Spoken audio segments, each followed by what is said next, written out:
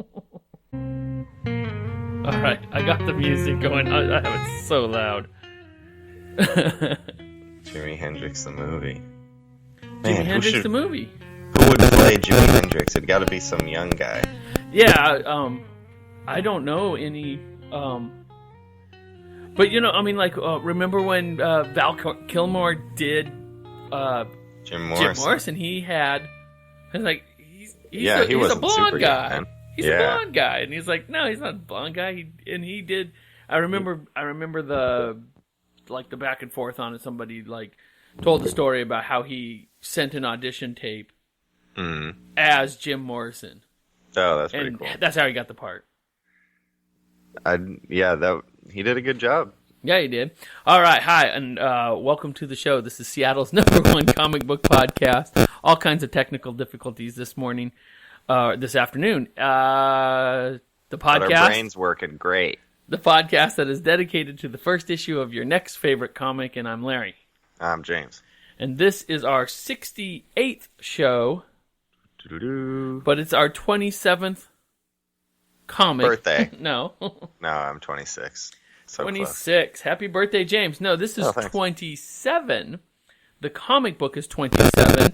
Issue number 1. I got some static in my headphones. I hope that goes away.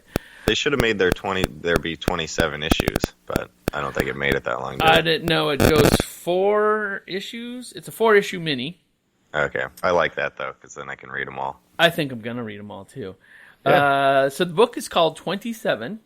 This is the first issue that we're going to talk about. It was written by Charles Soule with art by Renzo Podesta. And I want to shout out this cover artist whose website I was actually just looking at before James and I got on the air. W.Scott Forbes. Pretty cool name. The cover art is, I think, I was hoping it was going to be the art on the inside. Well, it was really cool. Yeah, I was a little less excited about Renzo's art as I was about the cover art. This was published. Well, the cover art has a lot of great layers, but we'll get into that. This was published in 2010 by Image. Our favorite. Our favorite. Or second favorite, maybe. One of our favorites. We have a lot of favorites here. Sometimes. I don't play. I play favorites. All right, so I have a recent and decent book that's also by Image. Oh, okay. Good segue. So, recent and decent. Now, file this one under risque. Ooh, Larry. It is a crime book. Mm-hmm. It is written by Doug Wagner. Oh, that does sound risque. With art by Danielle Hilliard and Laura Martin. It's published. Oh, that sounds better. It's published, like I said, from Image, and this is the most recent issue. This came out, I guess, 4 months ago now, and the most recent issue is number 3.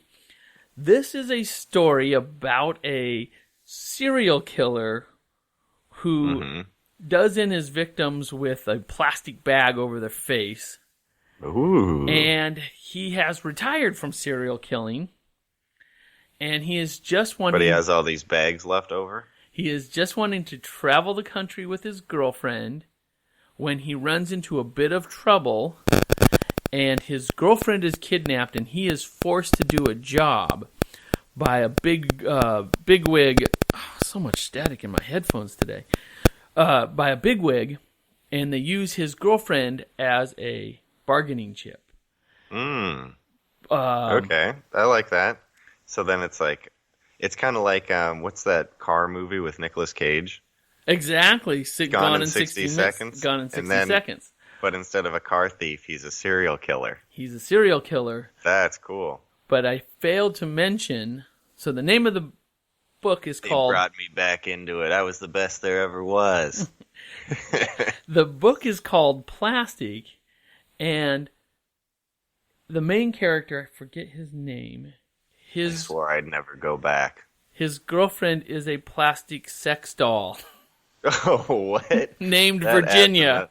That adds another layer. Named Virginia, what an ironic name for a sex doll. It is a very strange book. It is very, very strange. It's a black comedy, and it is just bizarre. It's got What kind of coloring does it have? well, that's very funny that you should say that because it has this like almost goofy. It's not dark in the It art. looks like he looks like Goofy. No, it has a goofy, cartoonish feel to it. I mean, So Goofy's kind of cartoony.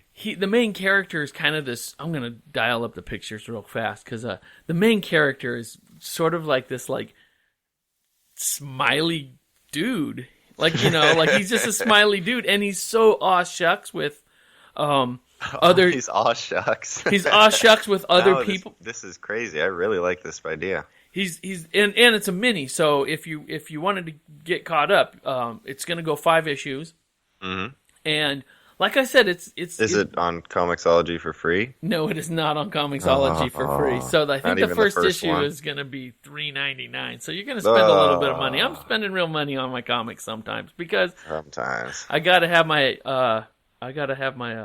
finger on the pulse here because this one is no longer at the top of my list now, but I still might read it. It's a fun read. I am it's like I said, it's a dark comedy and the I'm not doing it much justice, but like he does have a penchant for. You've done a great job for this like plastic. He likes using plastic utensils when he does his crime. It's so gross. That's good. I like those kind of unusual ticks. The idiosyncrasies about a character. So that's a great plastic. I've never heard anyone like that before. Issue 3 came out last week, and you can pick it up from Image Comics and check it out. Recent and decent. Oh, so you know how there's like serial killers and they all have like weird nicknames? He's like, oh, he's the sniper. Oh, he's the, Green River killer. Sure. The Unabomber. He's the plastic guy. Yeah, the recycler. He's plastic man. All right, let's jump into this 27. All right, 27. So you might have heard us talking a little bit before the intro kicked in about Jimi Hendrix versus Jim Morrison. You might know these characters both died when they were 27, and that is why this comic is called 27, because it's about a musician who just turned 27, and there's kind of this ominous over the hanging thing of this 27-year curse of all the great musicians who died at that age. And is he going to make it to 28? Is he going to make it to 28? So that it's a pretty cool, unique plot idea. It gives you kind of characters as musicians. You don't see that a lot. It moves really fast too. I really liked it because like the broad strokes are really done quick. Here's this guy who is just having he's having the time of his life. His band is number one. He's done all that gritty.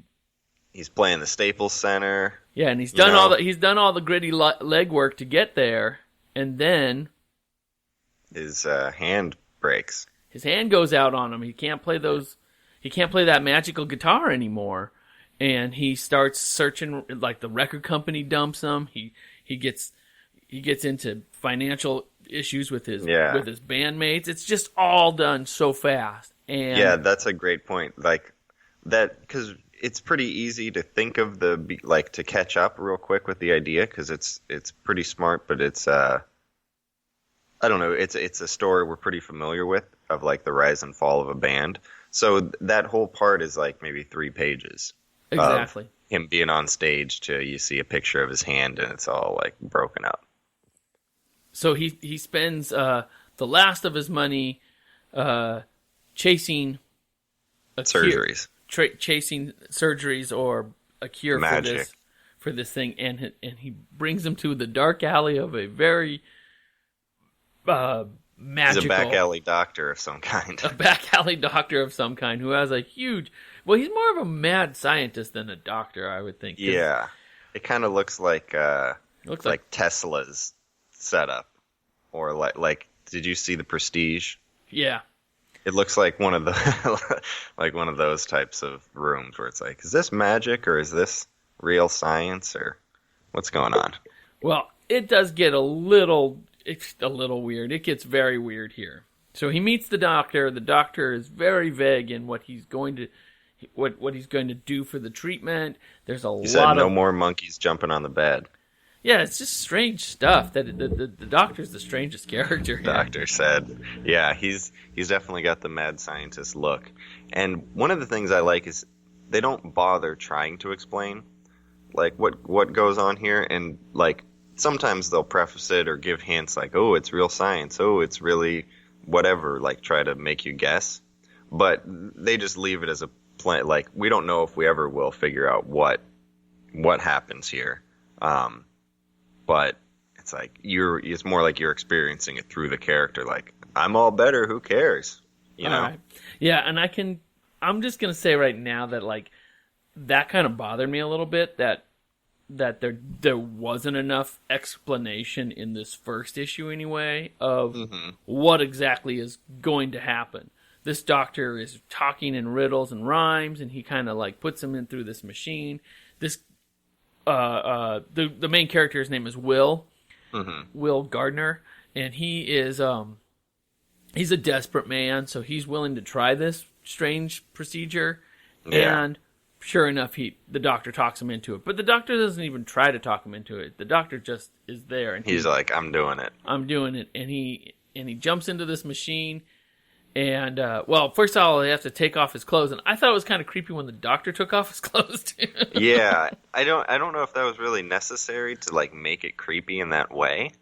But, they did. And then there's a lot of talks of, like, so maybe it's kind of good in a way that they don't give you all that information, because there is a lot of information about, like, that lets your imagination maybe fill in some of the blanks, because here in particular, the doctor is covered in this like tribal looking tattoos. He has cats inside of crates with wires attached to the crates, and like he's talking about how they have like 9 lives, and they have 9 lives. So you start thinking about like, how on earth are these cats going to give up their lives for his life or something? There's some kind of deal with the spiritual devil. You know, there's a couple panels where it's like they turn into animals. He's like a dragon, and then the guy's like a wolf, and then he's like an old man, and he's a butterfly, a ladybug. Yeah, so this is right after the procedure. Swish, swash, there's the procedure. And then there are all these people who are like, there's ladybugs talking, there's ladybugs talking. There's a corpse in a coffin, and he's talking. There's a wolfy looking thing talking. What is that all about? It's bonkers. Yeah, and you don't know if it's different people talking as those characters, or if it's the same thing transforming. But it kind of goes into the, it's like he's like making the deal with the devil. He's like, the man brought me a gift. Can you feed it? Can you feel it? Or his hand offers this gift in exchange for repair of his hand. And so there's some kind of deal with the devil type thing going on, but not a lot of mechanical explanation. Yeah, not very straightforward in my opinion, but like at the same time, our character wakes up, boom, blast, his hand is still hurting, and now he's got some extra hardware. Yeah, he's got like a Iron Man thing in his chest. Yeah, and it's like pretty gruesome looking. It doesn't look very... Yeah, he didn't stitch it up real clean. Yeah, so he gets out of there. It's got a lot of knobs on it. It's pretty knobby. He gets out of there, and as he's blasting off, he notices that the doctor has... exploded. Exploded. Like, the doctor's not there. Like, his feet are there, but like the rest of him is just... Yeah, just his feet are there, and they're smoking. Yeah. It's kind of a cool image. But it took me a while to figure out that they were his feet. Yeah, I was kind of disturbed by that.